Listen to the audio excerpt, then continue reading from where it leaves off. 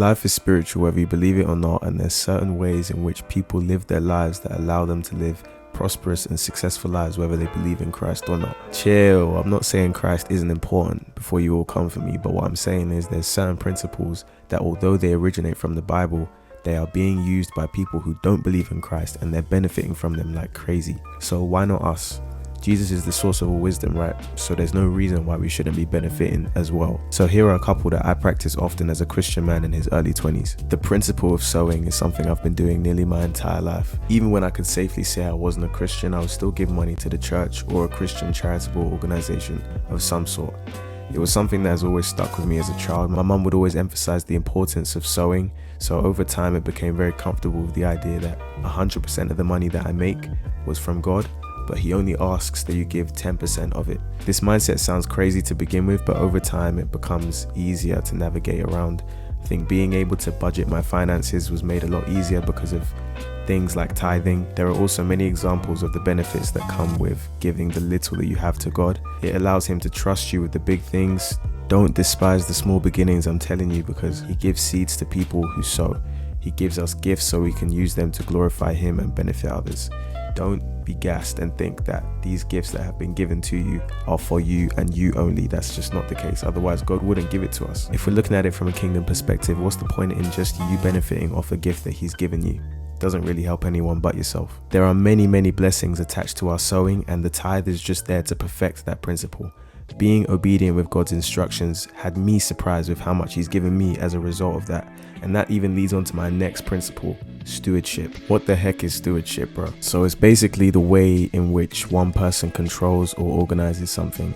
So everything that's been given to you, your life, your time, your resources, everything is for the Lord. You're just a steward of it. That's the way I view it. So think of everything in your life, like your relationships, your health, your emotions, the opportunities that you're given, your gifts, everything, bro. Literally everything you have has been granted to you from God. It's very mad when you think about it, because you're thinking, rah, like, I didn't even ask to be born into this world. I've been born and I've ended up being good at this thing. I've ended up having this in my life, or I've ended up having that. But it's all God's, because he's carefully orchestrated you into being the person that he wants you to be. Your whole genetic makeup and what makes you you has been granted you strictly through God. So gifts where you're thinking, rah, I'm good at maths, maybe he's thinking he wants to use that gift to benefit the kingdom somehow, or for you to help other people. It's part of your ministry. That's literally how it goes, and the sooner you understand that, the better. And it took me a long while to acknowledge this, a long while, but as soon as I did acknowledge the responsibility that is on me to show the contribution that I can make with what God has given me in the form of these small raw materials, the questions that I had for myself, the questions that I asked God, like, what can I build? How can I build it? How can I demonstrate that I can be useful to the kingdom? And God just said to me, through maximizing with the little that he's already given to me. So that is literally it, bro. That's it. That's the cheat code. And I think another important one is understanding that you don't have all the answers and that it's okay to seek help. That is a segue for success. Surrounding yourself with people with more experience, more knowledge than you in all areas of life. It even says in Proverbs 15:22 that without consultation, plans are frustrated, but with many counselors, they succeed.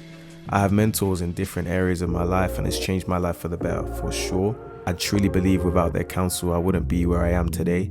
And that has all sprouted from God, making me aware that I don't have all the answers. And that's okay to depend on him for everything. In fact, that's even something that he wants us all to do. It's a requirement, and it's something that he takes pleasure in. But I'm still young. I'm still learning things. I don't have all the answers, but I'm just trying to express that these are definitely some things that have helped me out on my journey through Christianity, on my journey throughout young adulthood, life and entrepreneurship, all of that. So take all this information with a pinch of salt, go to the Bible and receive your own revelation. But these are just things that have benefited me throughout everything. So I'm going to continue to do these, and I'm going to learn more on the way.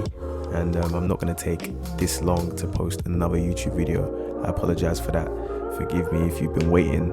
And I'll see you again next week. Take care and God bless.